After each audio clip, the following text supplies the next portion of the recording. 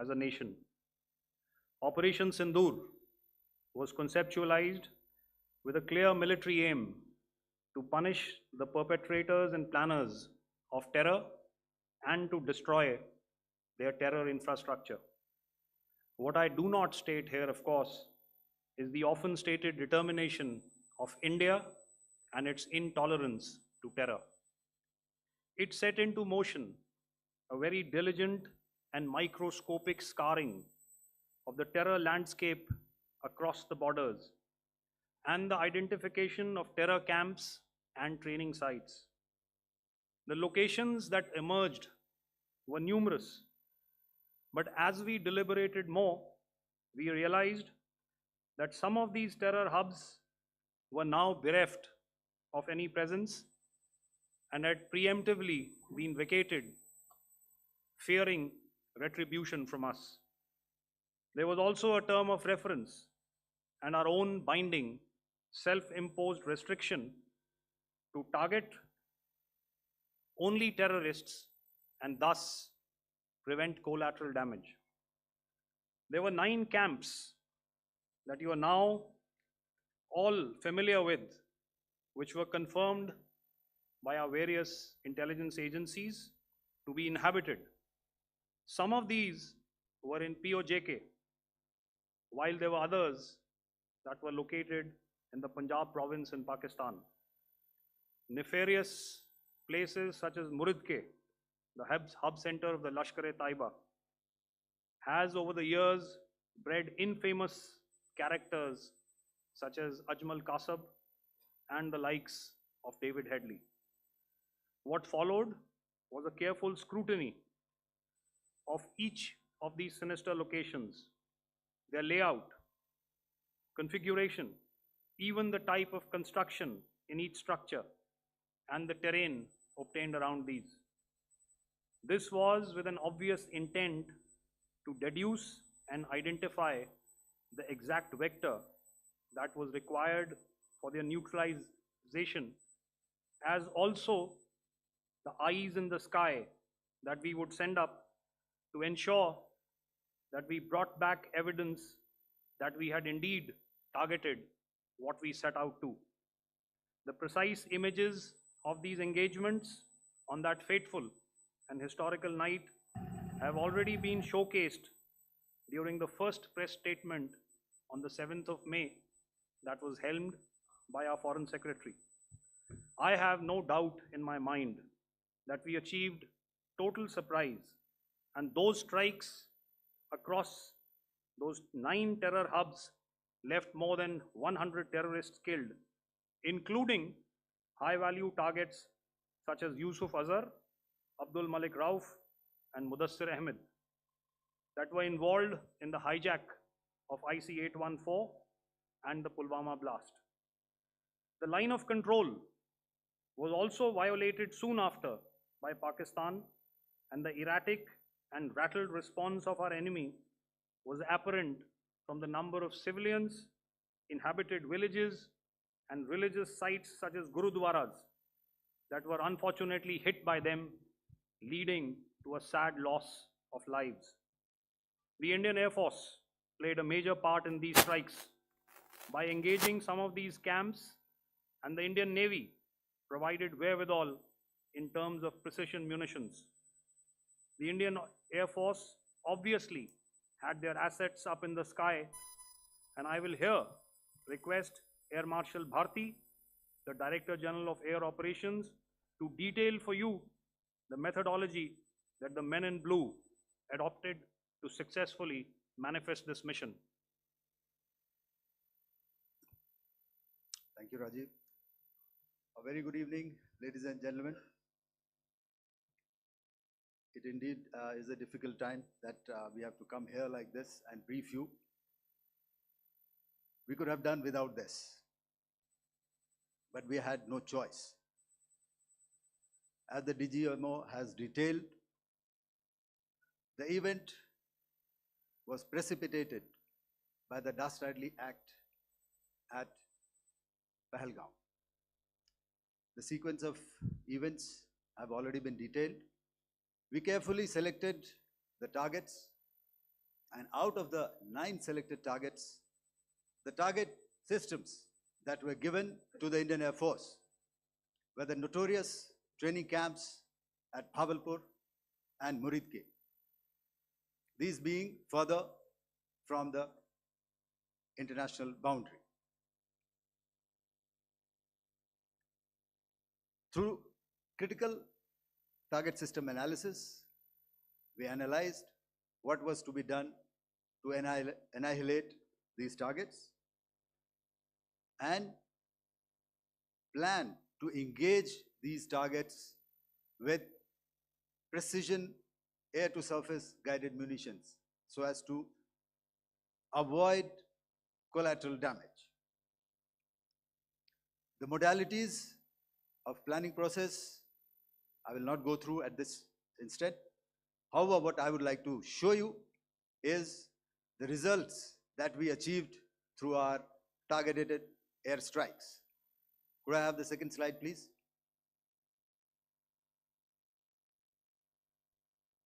Yeah, change, please.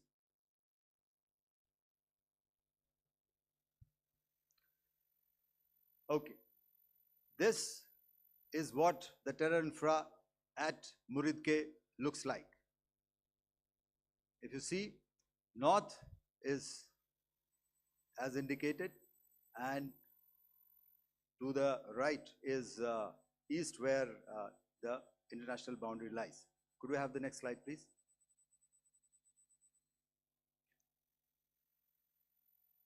Orientating. Just go back to one slide. Okay. Please have a look at this red building, the series of buildings out here,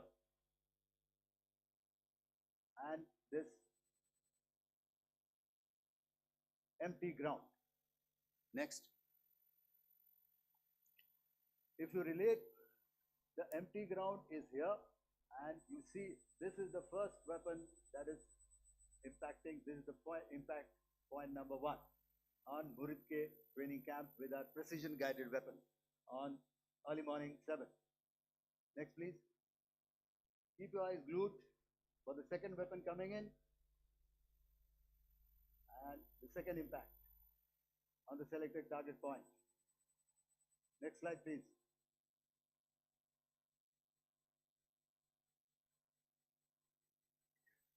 Third weapon, third impact.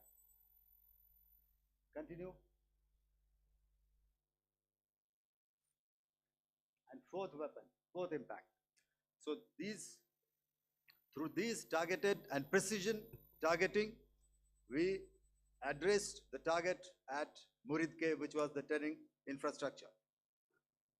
Can you hear me? All right. Okay, I'll come closer to the mic. Now we go to the next target, which is the Bhavalpur training camp. Next slide, please. Okay, just wait. So the effect, if you see, the impact point, if I can point out, this is the impact point. The ammunition has gone through the roof and it has created a blast inside, the photographs of which you would have, all of you would have seen. And the red building, after that, there was this double-story building. It has been completely decimated by our precision targeting. Next, please. The target system, which was in the north, a series of buildings. I will show you how it looked. Next. Completely destroyed by our precision targeting. Next.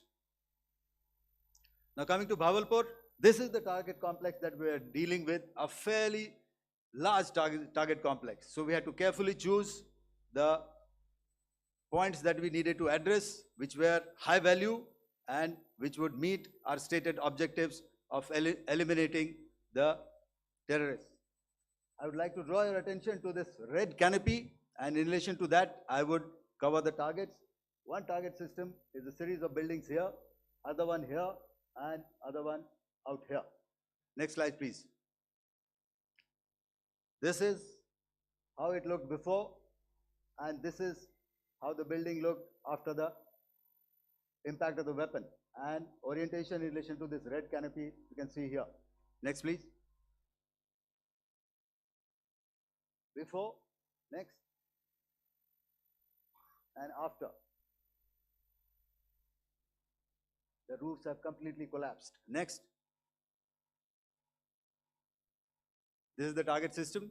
Next.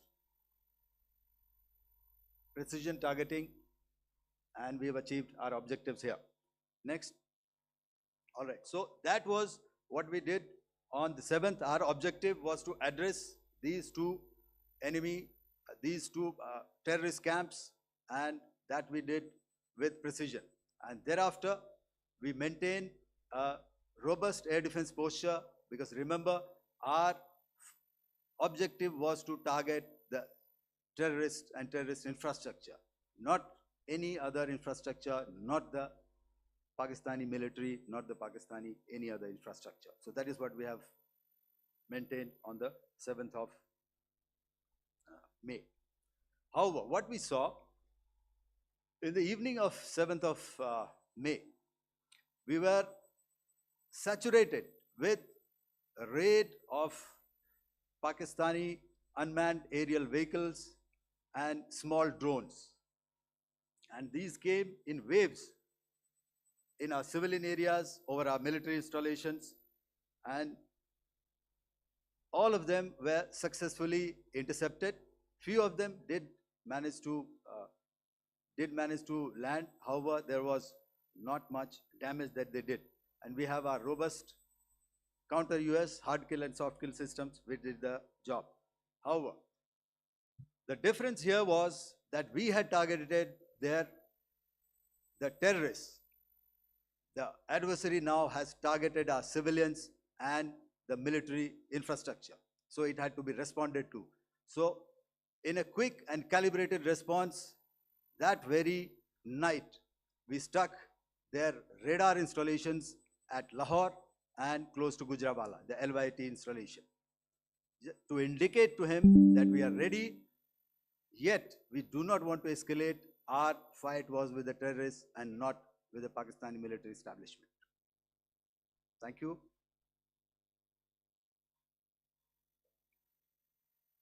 Thank you, Air Marshal Bharti. So, ladies and gentlemen, he's outlined operations not only on the night of 6th and 7th of May, when Operation Sindoor commenced, but also on the subsequent night. Being well aware and familiar with the congenital and impulsive nature of our adversary, and even though we did attempt to reach out and communicate our compulsions to strike at the heart of terror to my counterpart in the immediate wake of Operation Sindoor, the request was brusquely turned down, with an intimation that a severe response was inevitable and in the offing. We were, of course, prepared. Operations on the 7th and the 8th, Air Marshal Bharti spoken about. On the night of 8th and 9th of May, they flew drones and aircrafts into our airspace all across the borders and made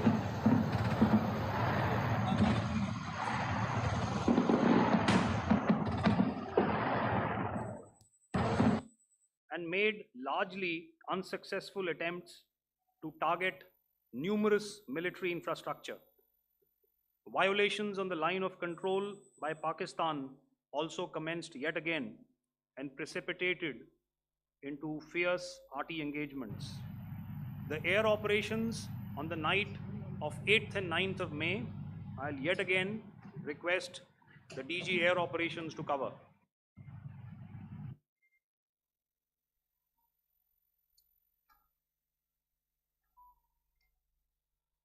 So I just covered what happened on the night of 7th and 8th. What we found that on the night of 8th and 9th, starting as early as 22:30 hours, our cities had a mass raid of drones unmanned aerial vehicles, UCAVs, starting right from Srinagar, going down right up to Nalia. It was a mass raid in waves, and it was relentless. However, we were prepared, and our air defense preparedness ensured that there is no damage on ground or to any of the intended targets that the enemy might have planned for. The difference between 7th night and 8th night was that on 7th night, he sent in his Yiha class of UAVs. However, these UAVs can go some distance, they are armed. However, on the 8th, less numbers of armed UCAVs were there or UAVs were there, and more numbers of quadcopters, maybe for surveillance or just for harassment of civilians. This continued till midnight. Our air defense preparedness ensured that there was no damage on the ground, either to the military installations or to the civilians. However, the enemy had yet again shown that he wanted to up the ante and he wanted a fight, and we were up to the task. In a measured and calibrated response, we once again targeted his military installations, which included his SAM sites at Malirkant. This also included his surveillance radar sites at Lahore and close to Gujranwala. These were suitably addressed, and thereafter his drone attacks continued even till morning, which we countered, and during the daytime there was some respite. Here I would like to bring out another aspect. What we found was that while the drone attacks were being launched from somewhere close to Lahore, enemy had allowed his civilian aircraft to also continue to fly out of Lahore. Not only his own aircraft, but international passenger aircraft, which is quite insensitive, and we had to exercise extreme caution, even at the cost of some tactical disadvantage, to ensure that there is no damage to any of the civilian aircraft. And this was also brought out in our press briefing during the day. So I will now hand over to my colleague to cover the events of 9th onwards. On land, we also undertook certain measures such as deployment of air defense and electronic warfare assets to establish an integrated grid with the Indian Air Force, and I have seen and heard some of you wax eloquent about the benefits of such an architecture when it comes to negating and combating air intrusions. We also carried out deployment to include movement of our forces in the land, sea, and air domains. The night of the 9th and the 10th of May saw similar intrusions by drones and aircrafts, and this time there was a concerted effort to target airfields and some very, very important logistic installations, albeit yet again unsuccessful and denied gallantly and efficiently, I must say, by the integrated Indian Air Force and Indian Army Air Defense. We further strengthened our deployment and also initiated some pressure points to send a very clear and unambiguous message to the other side to desist from any misadventures on land. Some of the airfields and dumps saw repeated attacks in waves from the air. All were thwarted. The Pakistan Army has reported to have lost approximately 35 to 40 personnel in artillery and small arms firing on the line of control between the 7th and the 10th of May. What the other side had probably also not reckoned with was the speedy and precise turnaround and hit back by the Indian Air Force. And I will yet again ask Air Marshal Bharti to speak about these significant and game-changing strikes. I will thereafter request Vice Admiral Pramod, my colleague and Director General of Naval Operations, to tell us about some very telling naval maneuvers in the Arabian Sea that exerted pressure on the night of 9th and 10th of May. Over to you, sir. Commencing about 2000 hours, that is 8 p.m. local time, on 8th of May, several Pakistani unmanned aerial systems, drones, combat vehicles attacked multiple IF bases.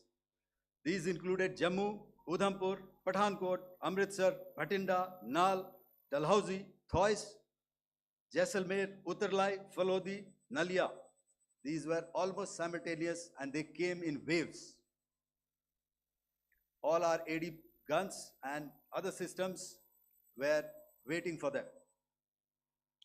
All these waves were neutralized by our trained crew using the air defense systems that they have, and also some of them were utilized using our legacy systems like Pechoras and IF Summer, which we have recently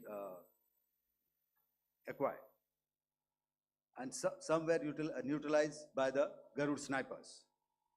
There was no damage on ground from these incursions and these mass raids, if I could call them, from the Pakistani side. However, following these relentless attacks on our air bases, on our forward positions, and on our civilian targets, this was time to convey some message to our adversaries. And therefore, a decision was taken to strike where it would hurt. And towards that, in a swift, coordinated, calibrated attack, we struck his air bases, command centers, military infrastructure, air defense systems across the entire Western Front. The bases we struck include Chaklala, Rafiki, and mind you, Chaklala is Islamabad. Rahim Yar Khan, Sakar, sending a clear message that aggression will not be tolerated. This was followed by strikes at Sargoda, Bholari, Jacobabad. We also struck the C2 centers at Murid, the UAE complex at Murid, Rafiki, radar at Chunia, which I will show you, Rahim Yar Khan airfield, and the unmanned combat aerial vehicle hangar at Sakar. I would like to reiterate here that we have the capability to target every system at these bases and more. However, it was only a measured response to instill good wisdom to our adversary to refrain from further escalation. IF response was directed only at military installations, avoiding civilian and collateral damage. I would now like to show you some of the effects that have been achieved as a result of our air operation.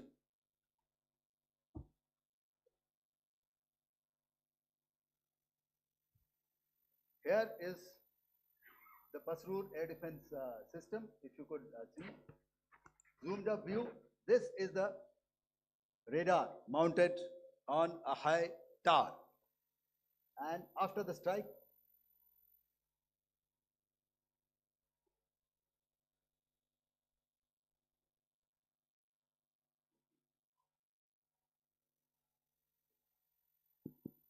thank you.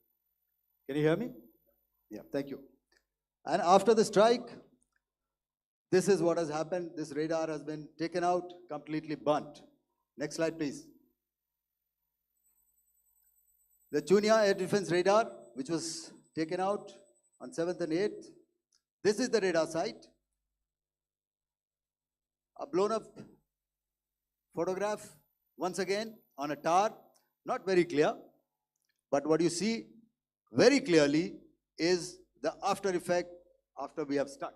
The radar head has been completely decapitated. Next slide, please. Arifwala air defense radar. In this complex, you see how it looked before, blown up image, and after really blown up. Next. Now coming to Sargodha airfield.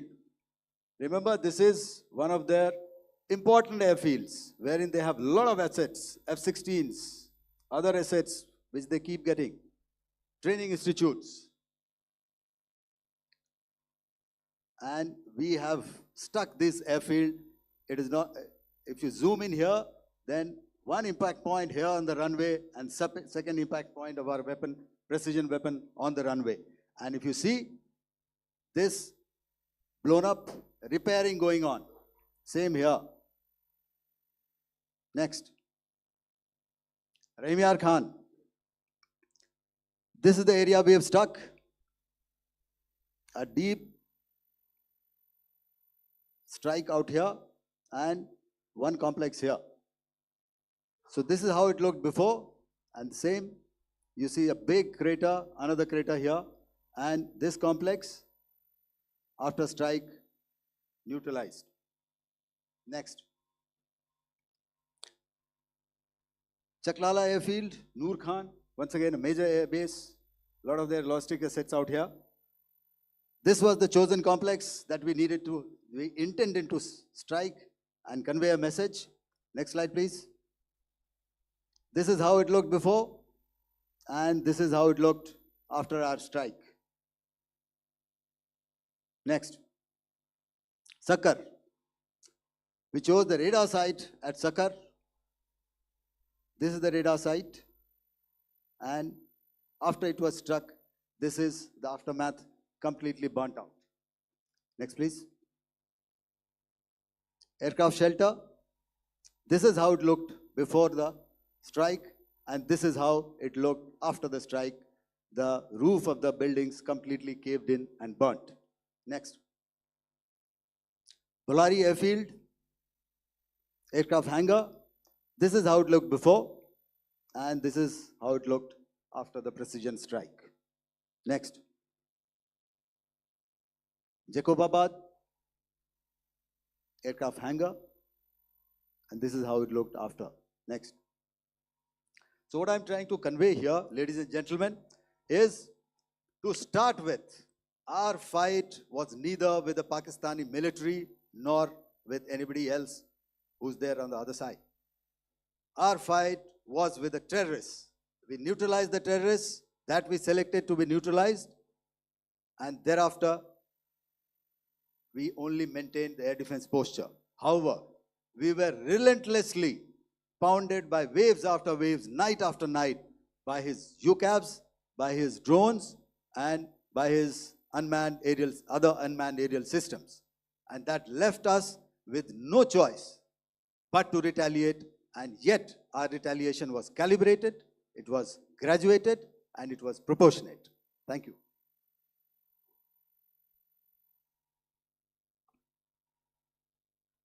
Good evening, ladies and gentlemen. In the aftermath of the cowardly attacks on innocent tourists at Pahalgam in Jammu and Kashmir by Pakistani-sponsored terrorists on 22nd April, the Indian Navy's Carrier Battle Group, surface forces, submarines, and aviation assets were immediately deployed at sea with full combat readiness in concert with the Joint Operation Plan of the Indian Defence Forces. You may be aware that we tested and refined tactics and procedures at sea during multiple weapon firings in the Arabian Sea within 96 hours of the terrorist attack. The aim was to revalidate our crew, armament, equipment, and platform readiness to deliver various ordnance on selected targets precisely. Thereafter, our forces remained forward deployed in the Northern Arabian Sea in a dissuasive and deterrent posture with full readiness and capacity to strike select targets at sea and on land, including Karachi at time of our choosing. The forward deployment of the Indian Navy compelled Pakistani naval and air units to be in a defensive posture, mostly inside harbors or very close to the coast, which we monitored continuously.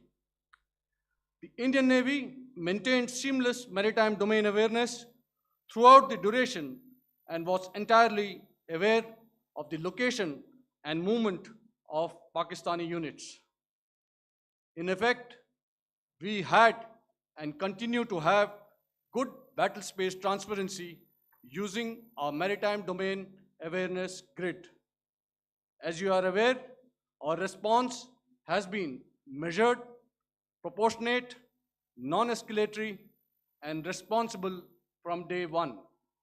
Accordingly, the calibrated approach considered all options, including the ability of the Indian Navy for offensive action from and at sea. As part of this escalation control mechanism, the application of force by the Navy was planned in a synchronized manner in coordination with the Army and Air Force, the highlight being teams from the three services working closely in an integrated manner. Along with the kinetic actions by the Indian Army and Indian Air Force, the overwhelming operational edge of Indian Navy at sea contributed towards Pakistan's urgent request for a ceasefire yesterday. As we speak, Indian Navy remains deployed at sea in a credible deterrent posture to respond decisively to any inimical action by Pakistan or Pakistan-based terrorists. Thank you. Samno Varna, Jai Hind. Now I'll hand over to Director General Military Operations for further proceedings. Ladies and gentlemen, on the 10th of May, in the morning, even as we were getting into a huddle to wargame the events of the previous night, a routine exercise, I received a message on hotline from my counterpart in Pakistan seeking my willingness to communicate. Since our initial aim was to strike at terror camps, and all our actions in the subsequent days were in response to the intrusions and violations by the Pakistan Air Force and its army, it was decided that I would indeed speak with my counterpart.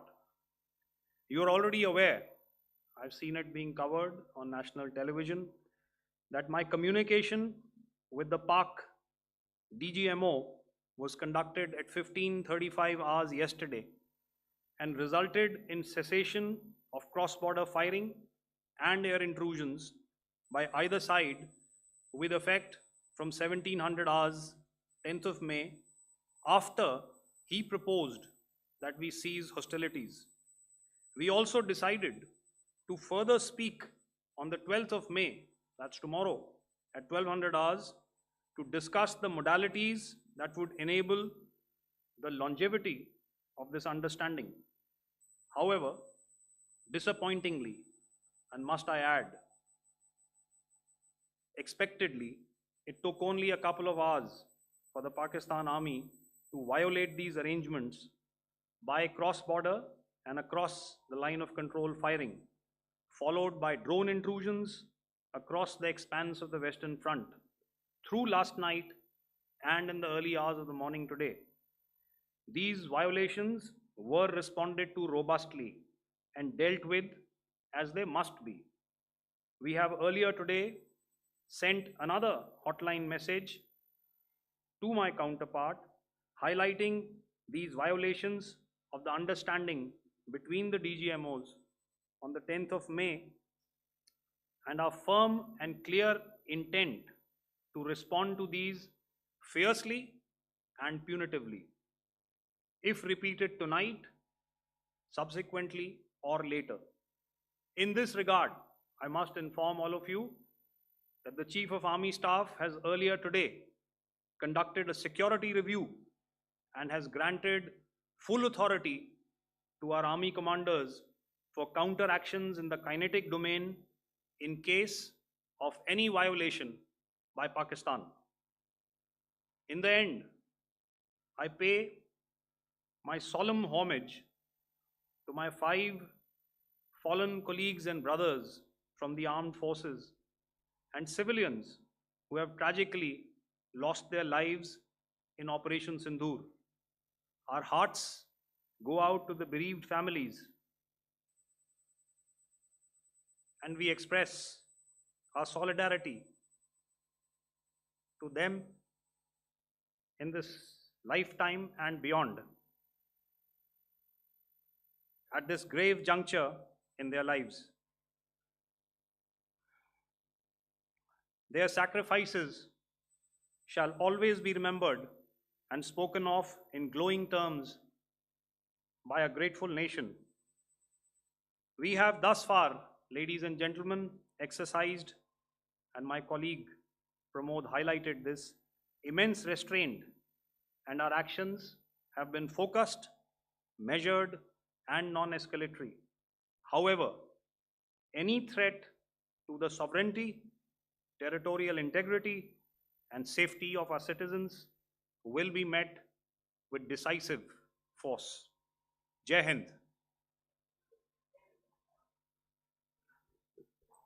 Okay, ladies and gentlemen, we are now open for questions.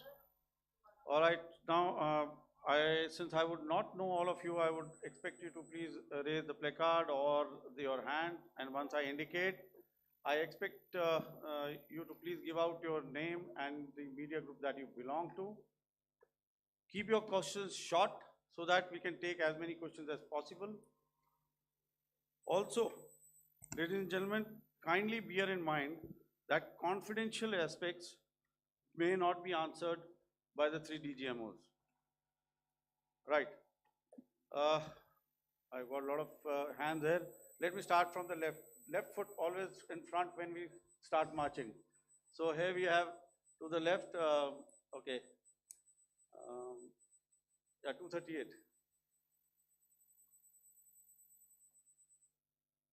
Hello. So this is Manas Pratimhuyan from PTI, Press Trust of India. So the understanding that was reached yesterday on stopping the military operations and actions, was it for just 3 days? And what would be the cost escalation if there is violation of this understanding by the Pakistani side? And my subsequent question would be that we have a kind of ceasefire agreement with Pakistan that was finalized in 2003. So will there be some kind of similarities in frameworks between the two kind of understandings, 2003 ceasefire agreement and the current understanding on stopping military operations? And again, what are the cost that will be incurring on Pakistan if Pakistan again resorts to this kind of terrorist activities, because we have made it very clear that the cost will be very high. So I would like to have your thoughts on it. Okay, so I'll answer the latter part of the question first. I also want to add that while the initial ceasefire agreement, as you correctly pointed out, is of the 2003 vintage, but I must remind you that in 2021, in the month of February, and this was then when the crisis in Eastern Ladakh was also on, the 2 DGMOs had spoken and arrived at a ceasefire understanding that lasted right up until this unfortunate attack at Pahalgam. Once our Foreign Secretary had announced the decisions of the CCS in the immediate wake of that attack, he had announced certain measures, and then of course Pakistan had in turn made its own announcements. Since then, there have been certain violations of this ceasefire understanding, and of course after the 7th of May, like I pointed out during my statement, that there have been numerous violations on the line of control especially, and of course along the international boundary. by the Pakistan Army and the Pakistan Air Force. This understanding that we spoke about yesterday, no, it was not for 3 days. It was first to stop aggressive and hostile activities immediately, let that order and direction settle down for about 36 hours, and thereafter discuss modalities, like I said, to ensure its longevity. That is tomorrow on the 12th of May. But unfortunately, we had a violation starting at approximately 1900 hours last night, and we've sent a communique, like I said, to the Pakistan Military Operations Directorate, and we will await what happens tonight. All right. I will. The cost escalation, I mean, I'll leave it to your best imagination. I've already said that the response will be fierce and punitive. Now, the right foot forward. Yeah.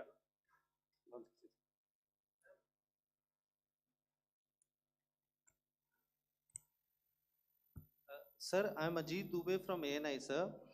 Sir, my question is that you talked about the loss of lives to the Pakistan Army, that was around 35 to 40 kills secured by the Indian Army. Sir, can you tell us what would be the total loss of life to the Pakistan Army in both Army and Air Force attacks, sir? And how good was the performance of the BrahMos, Scalp and the S-400 during the operations? And sir, since we have sir, just one No line, multiple questions, please. sir. All right. And since sir, we have achieved such a spectacular, we have made good achievements in this entire operation. Can we say that we have emerged victorious, or we have a big upper hand over the Pakistanis in this entire conflict? Thank you very much, sir. So I'll answer the question about the loss of lives on the other side. Of course, there are various means to ascertain that number. There is information from various agencies that come in.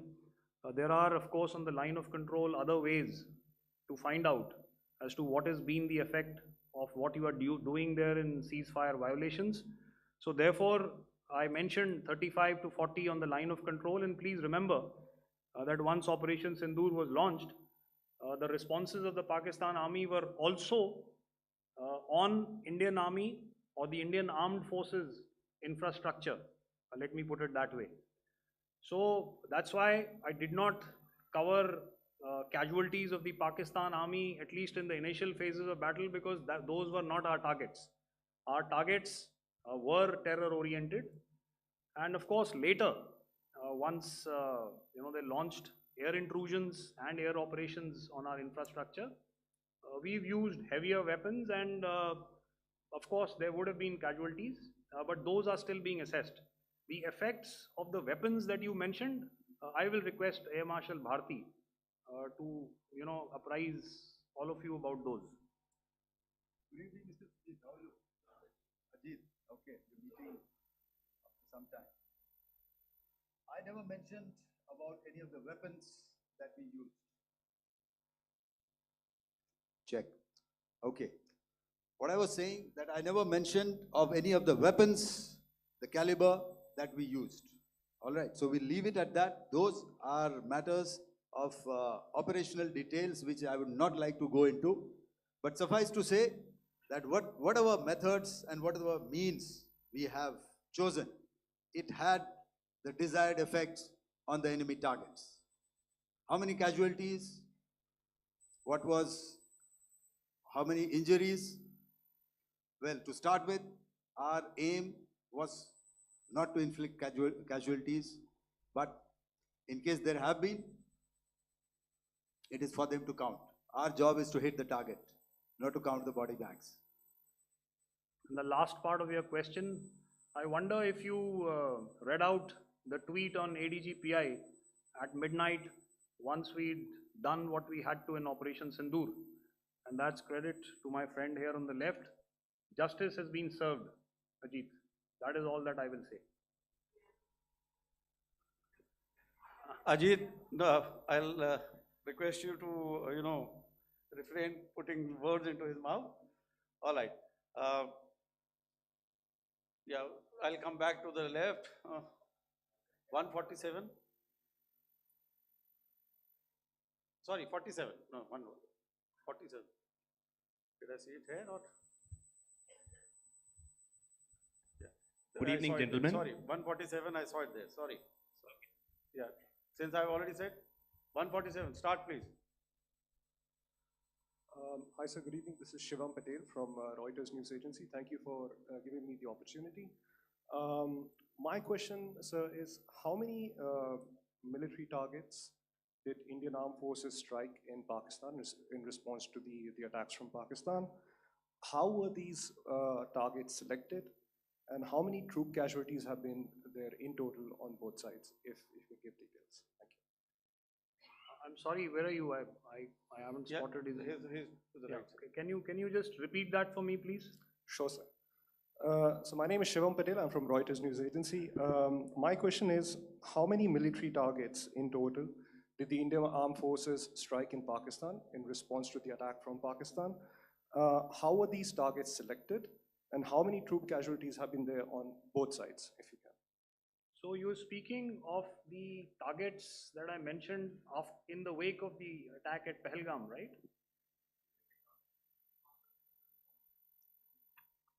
Yeah, I think it's amply clear to everybody here that the Pakistan army has not crossed the international boundary, neither in the plain sector nor on the line of control.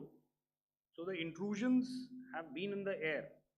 There have been certain attempts on the line of control when ceasefire violations have been on to try and infiltrate and carry out and perpetrate activities that we are all very well familiar with. Whether these are by terrorists or by the Pakistan army or its special forces and commandos is difficult to say, but each of these have been effectively thwarted. So therefore, as far as engagements of military targets on the other side is concerned, I thought Air Marshal Bharti covered those very well and in detail, and he also mentioned as to how they went about targeting those. I think those images were very clear and very, very graphic in telling us as to what we needed to hit. And you'll remember right at the outset, I said that we even went into what was the construction in each of these locations, and therefore decided on the vector that had to be utilized. Please. Okay, if I could add to what the DGMO has said, I have already detailed the targets. Now, whether it is X numbers or Y numbers that is immaterial. And what damage have we inflicted? You have seen. What are the casualties on the other side? As I said, that is for them to count. As far as we are concerned, from the air defense side, if they had a choice, they would have definitely come in. They are fighters, there are more numbers of UCAVs. It is not that they did not intend to come in. It is only that our robust AD posture prevented them from coming in. So that must be known, and that must be realized by all the audience here. Yeah, I'll come to the left now, 24.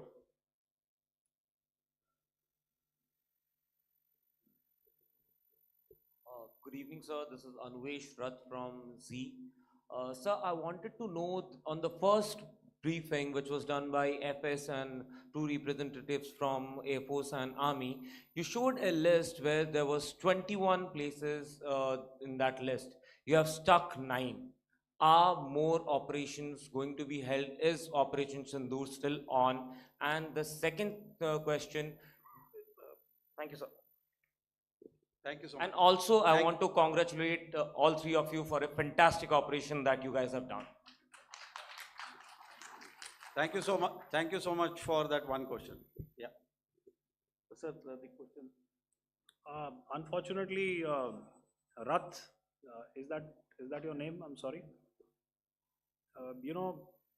as far as operational details are concerned, I am not in a position to share those right now. But I think I'll take a cue from Pramod. He said towards the end that the Indian Navy is still in a posture that is deterrent. And I have already made it very clear towards the end of what I said that it's only a couple of hours ago that the Chief of Army Staff has carried out a security review and he's authorized our army commanders to deal with violations of any kind from across the borders in a manner that they deem fit. So again, to reiterate, the response will be fierce and it will be punitive.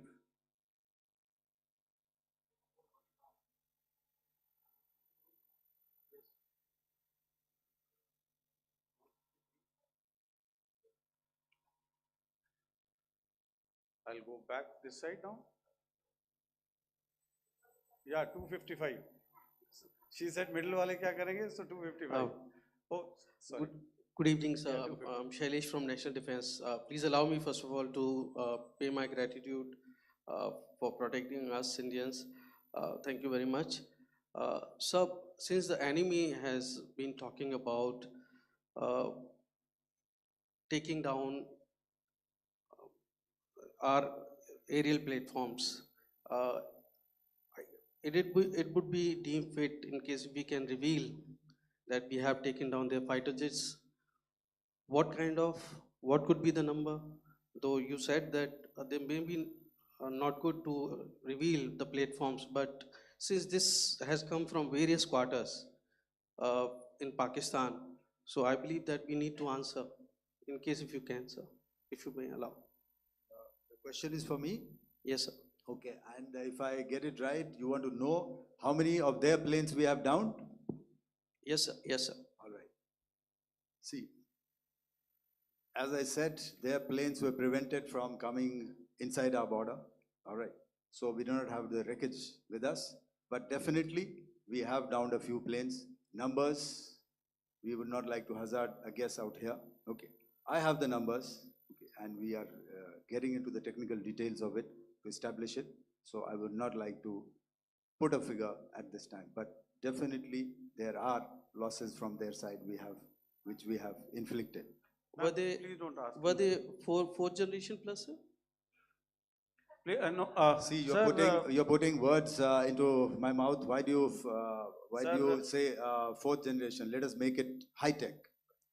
Thank you so much, sir. all Thank right. Yeah, 163.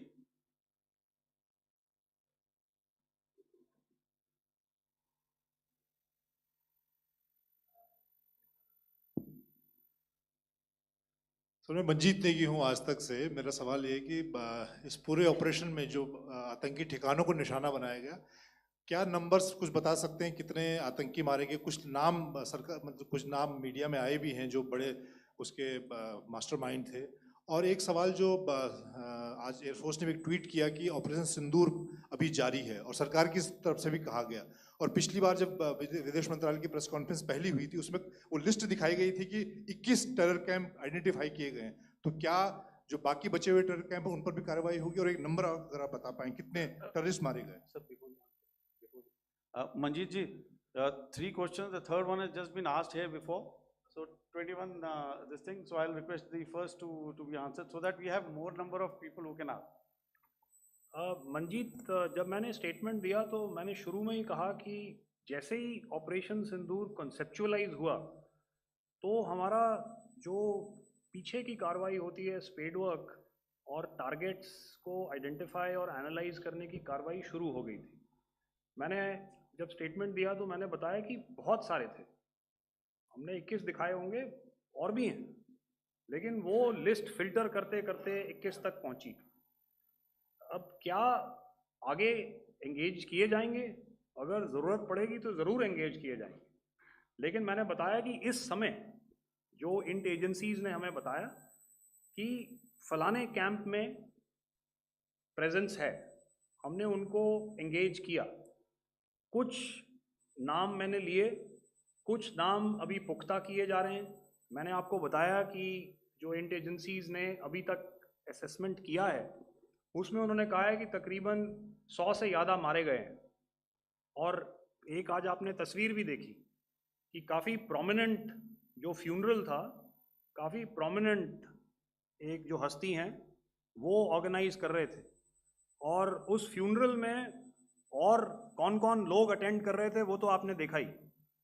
तो आप लोग सब समझदार हैं, और मुझे ये कहने की ज़रूरत नहीं है कि इन लोगों को कहाँ से सपोर्ट मिल रहा है। अगर नहीं मिल रहा होता तो ऑपरेशन सिंदूर नहीं होता, तो उसी की वजह से है ये ऑपरेशन। तो मेरे ख्याल से मैंने आपके सारे सवालों का जवाब दे दिया। Ma'am. Sir, next is from 17. Sir, मेरा नाम अंजू निर्वाण है, TV9 भारतवर्ष से। सर, मेरा सवाल ये है कि ऑपरेशन सिंदूर में हमारी जो इंडियन नेवी है उसके बारे में सर थोड़ा सा बताएं कि किस तरह की उसकी भूमिका रही, क्योंकि हमने इस दौरान सर देखा कि बहुत सारी स्पेकुलेशन भी रही और ये बोला गया कि कराची तक हमारी नेवी ने ऑपरेशन किया है। तो सर इस पे थोड़ी सी क्लैरिटी चाहिए। और सर हमने कौन कौन से फाइटर एयरक्राफ्ट डाउन किए हैं, अगर उसका भी थोड़ा सा क्लैरिटी मिल जाए तो अच्छा रहेगा। तो मैं आपका पहले सवाल का जवाब दूंगा। I will make few sentences and leave it for your imagination.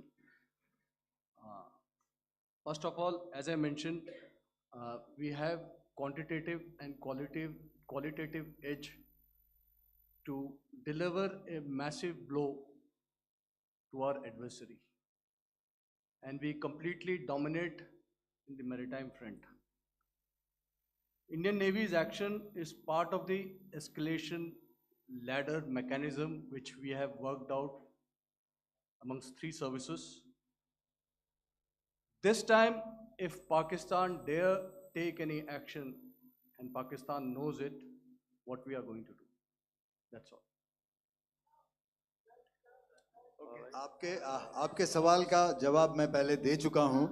आपके सवाल का जवाब मैं पहले दे चुका हूं, इसलिए मैं बस उस तक ही सीमित रखूंगा और इतना कहना चाहूंगा कि आने वाले दिनों में आपको खुद ही पता चल जाएगा, और ऐसी बातें छुपी नहीं रहती हैं, तो पता चल जाएगा। So at this time we'll just let it be. Okay, ladies and gentlemen, we have 1 or 2 more questions, sir. So please, they are going to be outside. You can speak to them there also. 104.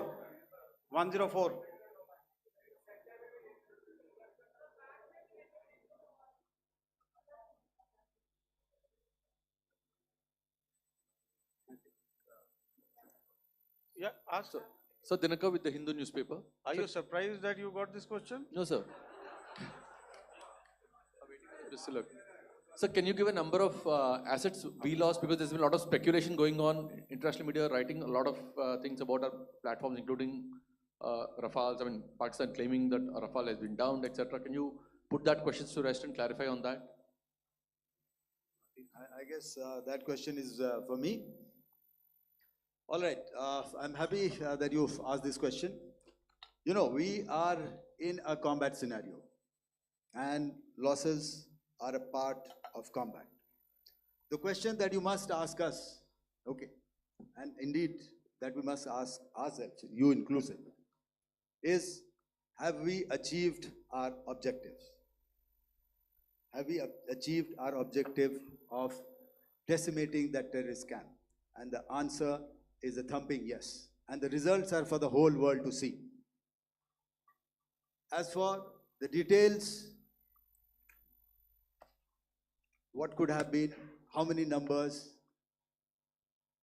which platform did we lose? You know, at this time, I would not like to comment on that, because we are still in a combat situation. And if I comment on anything, it will only be advantage adversary. So we don't want to give him any advantage at this stage. All I can say is that we have achieved our objectives that we selected, and all our pilots are back home.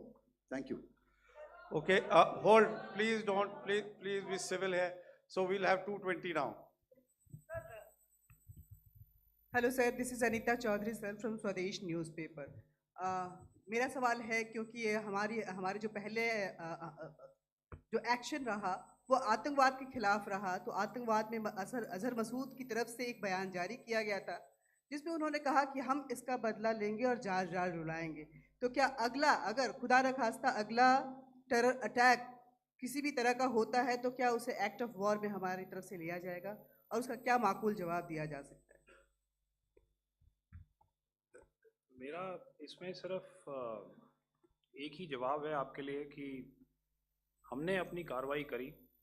हमने उसके बाद मैंने अपने statement में भी बताया कि ये कम्युनिकेट करने की कोशिश करी कि हमने इस तरीके से ये जो स्ट्राइक्स हैं वो क्यों की।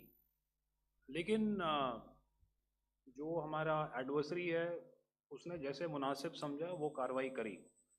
तो आपने देखा कि ये जो एक्टिविटीज़ चल रही हैं 3-4 दिन से, ये कोई वॉर से कम नहीं है। नॉर्मल सर्कमस्टांसेस में एक दूसरे देश की एयर फोर्सेस हवा में नहीं उड़ती हैं और एक दूसरे के ऊपर स्ट्राइक्स नहीं करती हैं। हर रात इंट्रूजन्स नहीं होते हैं।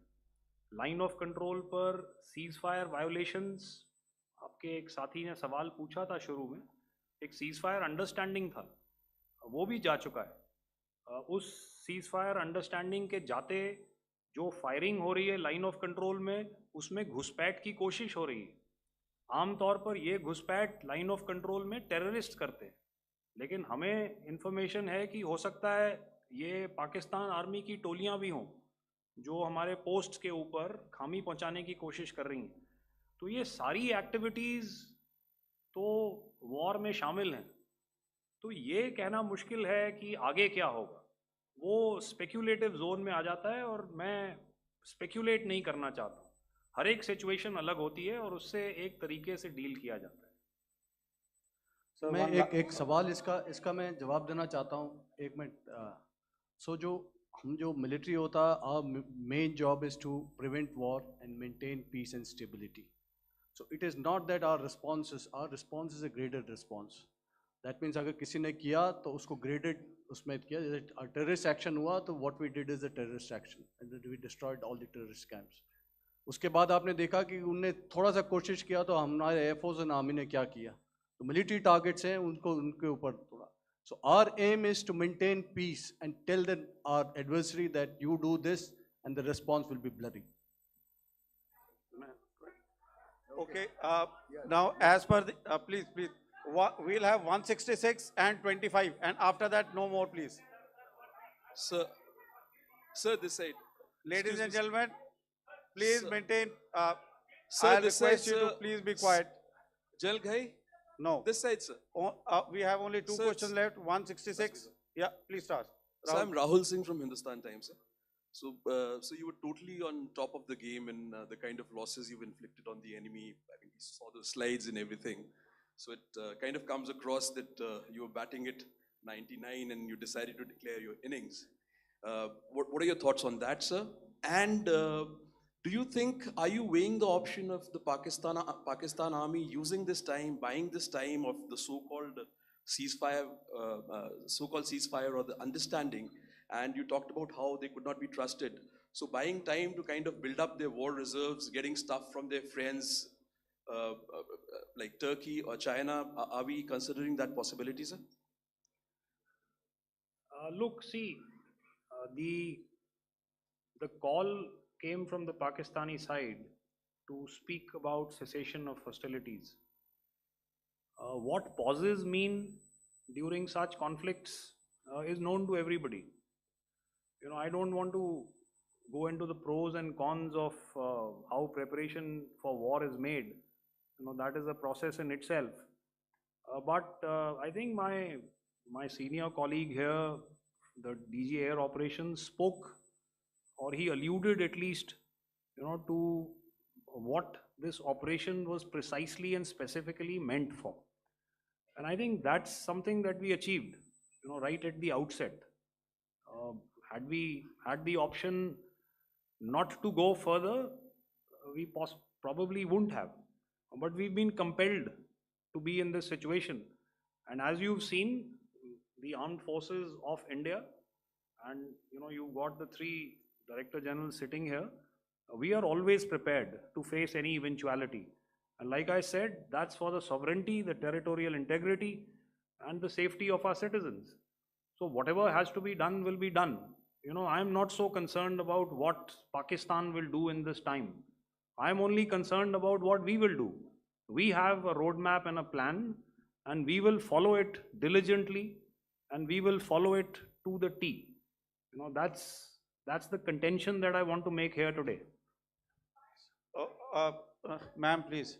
Okay, the last question, and ma'am, 25, she has been she's been asking since Sir. the first one. Sir, I'm Nandita. Sir, She's not asking a question. Sir, I'm Nandita Dagar, DAGAR from DD News and DD India.